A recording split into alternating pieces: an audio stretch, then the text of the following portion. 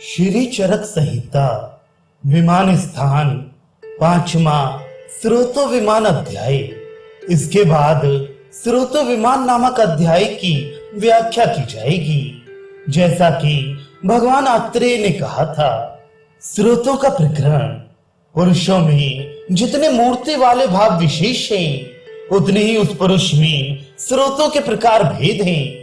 पुरुष में सभी भाव बिना स्रोतों के उत्पन्न नहीं होते या ना क्षीण होते हैं, क्योंकि स्रोत परिणाम प्राप्त धातुओं को अन्यत्र ले जाने के लिए वहन करने वाले होते हैं।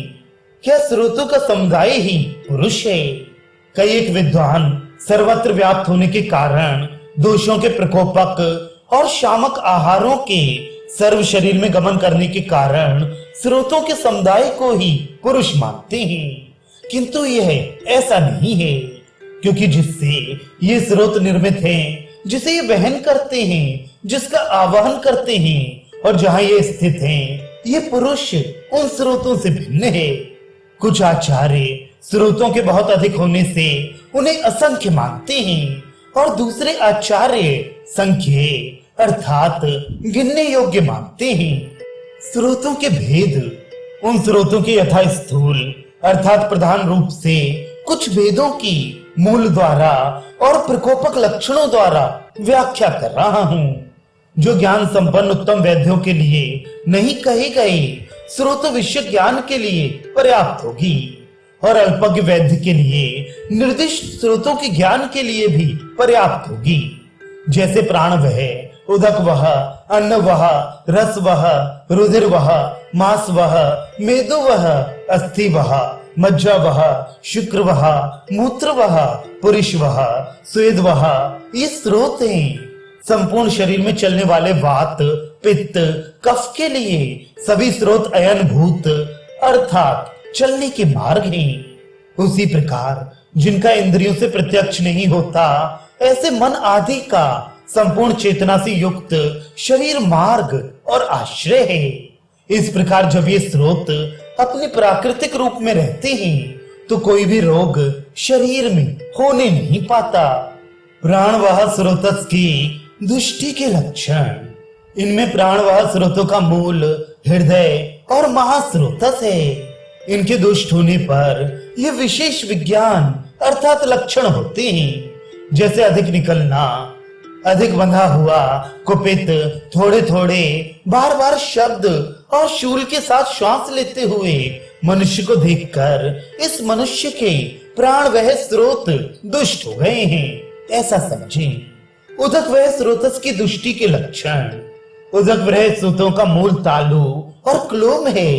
इनके दुष्ट होने पर ये लक्षण होते हैं, जैसे जिह्वा, तालु, ओठ, कष्ट और क्लोम नालिका का सूखना और पिपासा को अत्यंत बढ़ा हुआ देखकर इस मनुष्य के उधर वह स्रोत दुष्ट हो गए हैं, ऐसा समझें। अन्नवाह स्रोतस की दृष्टि के लक्षण।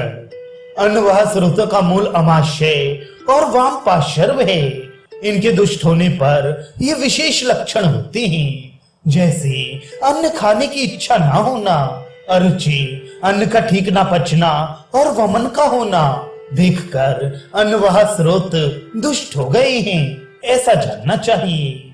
रस आदि सप्त धातु वह स्रोतों की दुष्टि के लक्षण। रस वह स्रोतों का मूल हृदय और 10 धमनियां हैं। रक्त वह स्रोतों का मूल यकृत और प्लीहा है। मांस वह स्रोतों का मूल स्नायु और त्वचा है।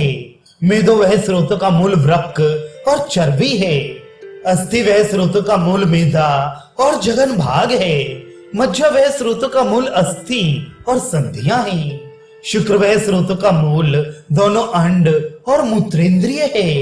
इन रस आदि वह सभी स्रोतों के दुष्ट होने पर जो लक्षण उत्पन्न होते हैं, वे सूत्र स्थान के त्रिविधा शीत पीतीय अध्याय 28 में वर्णित है। जो धातुओं के प्रदुष्ट होने के लक्षण बताए गए हैं, वे ही उन धातुओं के स्रोतों के विकृत होने पर अपने अपने लक्षण होते हैं। मूत्र वह स्रोतस की दुष्टि के लक्षण।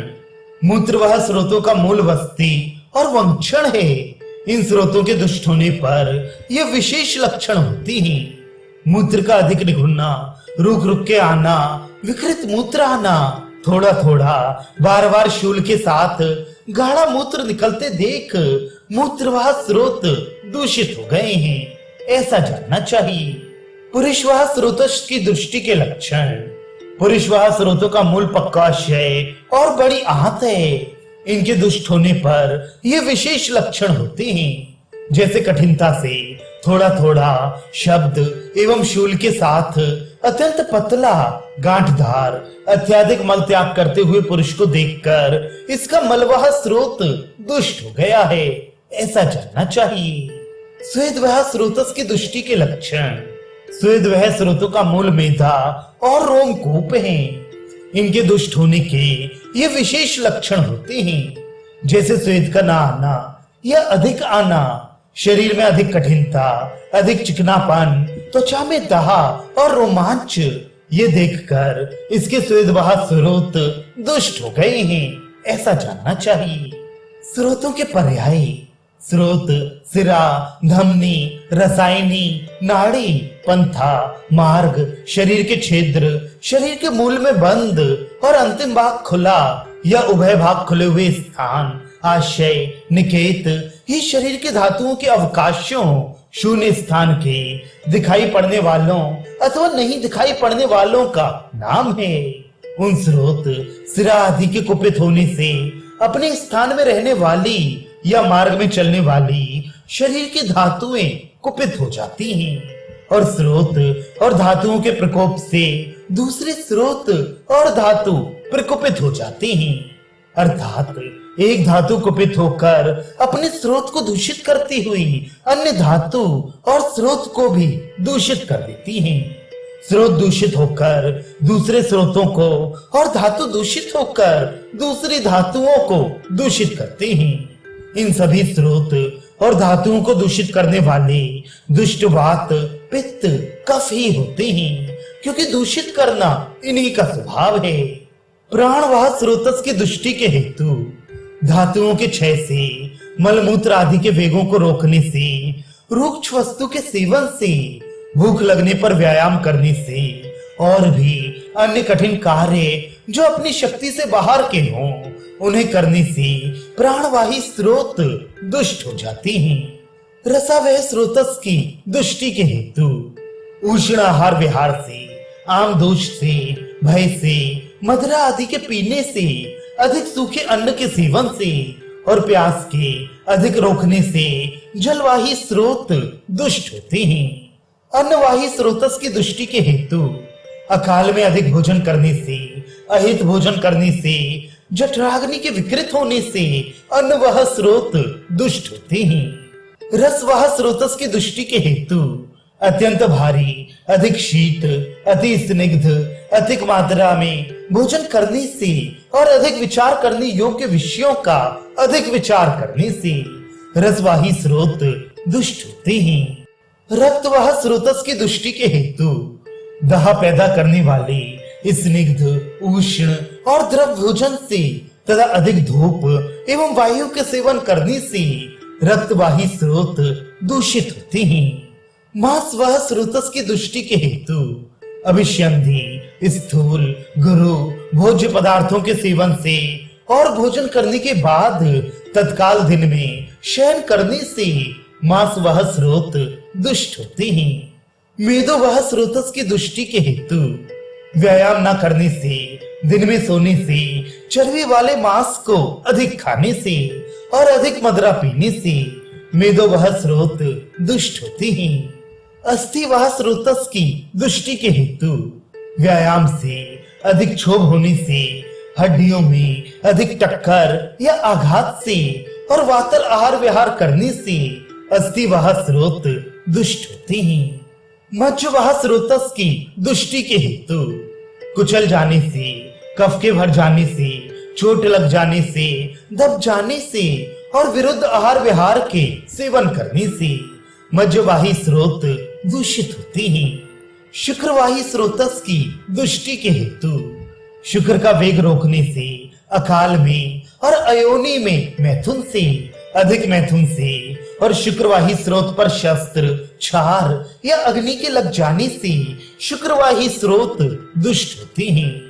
मूत्रवाह स्रोतस की दुष्टि के हेतु मूत्र के वेग को रोककर जल पीने से, भोजन करने से, मैथुन करने से, बार बार मूत्र के वेगों को रोकने से, शरीर के अधिक क्षीण होने से और मूत्रवाही स्रोत पर आघात लगने या कट जाने से मूत्रवाही स्रोत दुष्ट होते हैं। मलवाह स्रोतस की दुष्टि के हेतु मल के वेग को रोकने से, अधिक भोजन से, अजीर्ण होने से, भोजन के बाद शीघ्र ही पुनः भोजन करने से, अग्नि के मंद होने से, शरीर में कृष्णता आने से मलवाह स्रोत दुष्ट होते हैं। स्वेदवाह स्रोतस की दुष्टि के हेतु व्यायाम से, अधिक धूप के सेवन करने से, अनुचित रूप में शीत और गर्म आहार विहार सेवन करने से, क्रोध, शोक और भय से स्वेदवाह स्रोत दुष्ट होते हैं। स्रोतों की दुष्टि के सामान्य हेतु जो आहार विहार दोषों के गुणों के समान हो, अर्थात उन्हें बढ़ाने वाले हों, और धातुओं के विगुण अर्थात विरोध करने वाले हों, वे सभी आहार विहार स्रोतों को दूषित करने वाले होते हैं। स्रोतों की दुष्टि के लक्षण धातुओं का अधिक निकलना या बिल्कुल रुक जाना, सिराओं में ग्रंथि का पड़ जाना या धातुओं का विमार्गमन हो जाना, ये सामान्यतः सभी स्रोतों की दुष्टि के लक्षण हैं। स्रोतों का स्वरूप जिस धातु के जो स्रोत होते हैं वे उस धातु के समान वर्ण वाले, गोल, मोटे, सूक्ष्म और आकृति में लंबे लता के समान होते हैं। चिकित्सा सूत्र प्राणवाह स्रोत में दुष्टि होने से रोग उत्पन्न होने पर श्वास रोग में बताई गई चिकित्सा, उदकवाह स्रोत में विकार होने पर तृष्णा रोग नाशक चिकित्सा और अन्नवाह स्रोत में विकृति होने पर आम दोष नाशक अर्थात दीपन पाचन चिकित्सा की जाती है।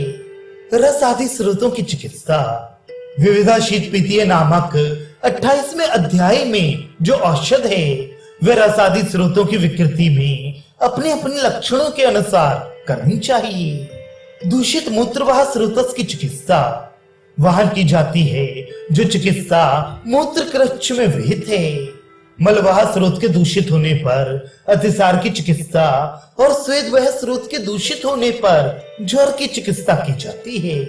अध्याय उपसंहार 13 प्रकार के स्रोतों का मूल स्थान, उनके दूषित होने का स्वरूप, सामान्य रूप से उन स्रोतों के नाम पर्याय, परस्पर में कुपित होने के कारण, अलग अलग दूषित होने के कारण, संक्षेप में इन दुष्ट स्रोतों की चिकित्सा के सूत्र अध्याय के प्रारंभ में पुरुष स्रोतों में है। इस सिद्धांत का निश्चय आदि बातें स्रोत विमान अध्याय में कही गई हैं।